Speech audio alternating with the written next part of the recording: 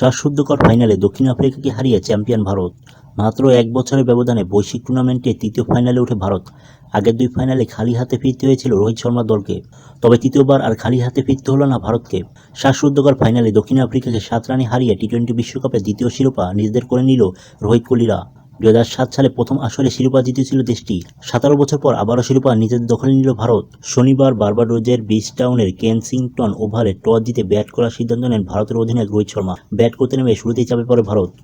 মাত্র 34 রানে 3 উইকেট হারিয়ে ঢুকতে থাকে ভারত।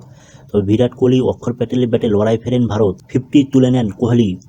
অক্ষরের ব্যাটে ভর করে 20 ওভারে 7 উইকেট হারিয়ে 176 রান সংগ্রহ করে ভারত। কোহলি 59 বলে 76 রান এবং অক্ষর প্যাটেল 31 বলে 47 রান করেন। ওডিয়াদের পক্ষে কেশব মহারাজ ও হেনরিক নোয়ারকিয়া নেন 2টি উইকেট। 177 রানের টার্গেটে ব্যাট করতে নেমে দলীয় 12 রানের মধ্যে জোড়া উইকেট হারায় দক্ষিণ আফ্রিকা। 5 বলে 4 রান করে আউট হন রেজা হেনরিক্স এবং এইডেন মার্কাম।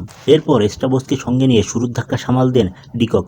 58 রানে জুটি গড়েন এই দুই ব্যাটার। তবে দলীয় 70 রানে 21 বলে 21 রান করে আউট হন এস্টাবোস। এরপর ক্রিজে আসা হেনরিক ক্লাসেনকে নিয়ে ব্যাট করতে থাকেন ডিকক। তবে দলীয় 106 রানে 31 বলে 39 রানে আউট হন ডিকক। তার বিদায়ের পর ক্রিজে আসা ডেভিড মিলারকে সঙ্গে নিয়ে আগ্রাসী ব্যাটিং করতে থাকেন ক্লাসেন। ভারতীয় বোলারদের উপর চড়াও হন এই দুই ব্যাটার। মারমুখী ব্যাটিংয়ে 23 বলে 50 তুলে নেন হেনরিক ক্লাসেন। তবে দলীয় 151 রান করে 27 বলে 52 রান করে ফিরে যান তিনি। ক্লাসেনের বিদায়ের পর ক্রিজে এসে সুবিধা করতে পারেননি মার্কো জানসেন।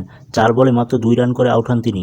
জানসেনকে আউট করে ভারতকে জয়ের স্বপ্ন দেখান পেসার জসপ্রীত বুমরা। শেষ ওভারে জয়ের জন্য 16 রান প্রয়োজন হয় দক্ষিণ আফ্রিকার। প্রথম বলেই সপাটে ব্যাট হাঁকান মিলার। বাউন্ডারি লাইনে অসাধারণ এক ক্যাচ মিলারকে সাজঘরে ফেরান সূর্যকুমার।